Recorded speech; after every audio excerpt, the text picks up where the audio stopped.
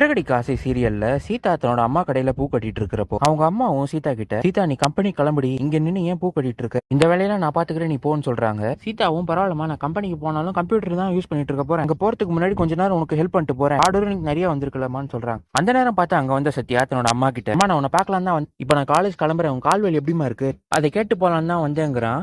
அவங்க அம்மாவும் பரவாயில்ல சத்யா நீ இப்படி இருக்கா நல்லா இருக்கு, எப்பவுமே நீ இப்படியே இரு, இதுதான் எனக்கு சந்தோஷங்கிறாங்க. பூக்கடிக்கு வந்த மீனா சத்யா கிட்ட, சத்யா நீ காலேஜ் கிளம்புறியா, சரி அந்த அக்கா நான் தரேன் காசு வச்சுக்கோன்னு காசு கொடுத்துட்டு அவங்க அம்மா கிட்ட பேசிட்டு இருக்கிறப்போ கோயிலுக்கு வந்தவங்க பூசாரி கிட்ட, பூசாரி ஐயா ஐயா போன வருஷம் மாதிரி என்னால இந்த வருஷம் கொழு வைக்க முடியாது, இதுக்கு பதிலா இந்த வருஷம் நான் பிரசாதம் செஞ்சு கொடுக்கலான்னு இருக்கேன், எனக்கு பிரசாதம் செஞ்சு கொடுக்க நல்ல ஆள் தேவைப்படுது ஐயான்னு சொல்ல. பூசாரியோ மீனா கிட்ட, மீனா இவங்க இந்த வருஷம் கொழு வைக்கலையா, அதுக்கு பதிலா பிரசாதம் கொடுக்கலான்னு இருக்காங்க, அதாமா நான் உன்னை காமிச்சேன், இதான் எப்பவுமே கோயிலுக்கு நல்லா பிரசாதம் செய்வியமா, உங்களுக்கு கொஞ்சம் செஞ்சு தர முடியுமான்னு கேக்குறாரு. மீனோட அம்மா சந்திராவும், அதுக்கு என்ன பூசாரி ஐயா இந்த தடவை நாங்களே பண்ணி கொடுக்குறோன்னு அவங்க கிட்ட இருந்து அட்வான்ஸ் பணத்தை வாங்கிக்கிறாங்க. பிரசாதம் செய்ய ஆர்டர் கொடுத்தவங்க மீனா கிட்ட, ஏமா உங்க வீட்டுல கொழு வைக்கிற பழக்கம் உண்டான்னு கேட்க, மீனாவும் இல்லங்க அந்த பழக்கம் எங்க வீட்டுல கிடையாதுங்கிறாங்க. அம்மா வீட்டுல கொழு வச்சுனா கல்யாணம் ஆகுதுன்னு கூட கல்யாணம் நடக்கும், குழந்தை இல்லைன்னா சீக்கிரமே குழந்தை உருவாயிடும், வச்சு பாருமா உனக்கு நல்லது நடக்கும்னு சொல்றாங்க. இது கேட்ட மீனாவும் சரிங்க நான் வீட்டுல பேசிட்டு முடிவு எடுக்கிறேன்னு சொல்லி தன்னோட அம்மா கிட்ட, எனக்கும் கொழு வைக்கணும்னு ஆசைதாமா, ஆனா எங்க மாமியார் என்ன சொல்லுவாங்க தெரியல, அதுல நான் என் புருஷன் கிட்ட இந்த விஷயத்த சொல்றேன், அவர் என்ன சொல்றாருன்னு கேட்டுட்டு தான் அத்தை கிட்ட பேச முடியுங்கிறாங்க.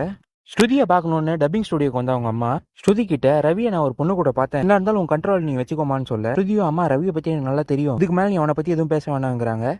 வீட்டுக்கு முத்து வந்த உடனே மீனா அவர்கிட்ட இந்த கொழு விஷயத்தை எடுத்து சொல்லி அத்தை கிட்ட சம்மதம் வாங்க சொல்றாங்க. முத்துவும் சரியா போச்சு, நான் சொன்னா மட்டும் எங்க அம்மா அப்படியே கேட்டு கொழு வச்சுக்கோன்னு சொல்லுவாங்கன்னு நினைச்சியா, நான் சொன்னாலும் அவங்க கேட்க மாட்டாங்க, ஒரே வழிதான் எங்க அப்பா கிட்ட சொன்னதான் வேலை நடக்கும்னு அண்ணாமலை கிட்ட விஷயத்தை எடுத்து சொல்றாங்க.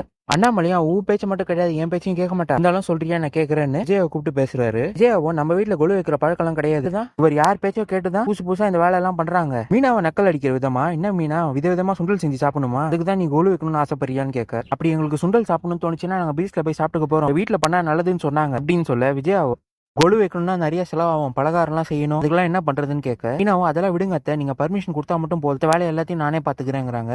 அண்ணாமலையும் விஜயா கிட்ட, ஒத்துக்க விஜயா நம்ம வீட்டுல கொழு வச்சா நல்லது நடக்குங்கிறாங்க, நம்ம வீட்டுல பேரெல்லாம் ஓடி ஆடி விளையாட வேணாமா, பாட்டியும் கூப்பிட ஆசை இல்லையா, ஒத்துக்கு விஜயான்னு சொல்ல விஜயாவும் யோசிக்கிறாங்க. இதான் இனி எப்ப சொல்ல நடந்தது.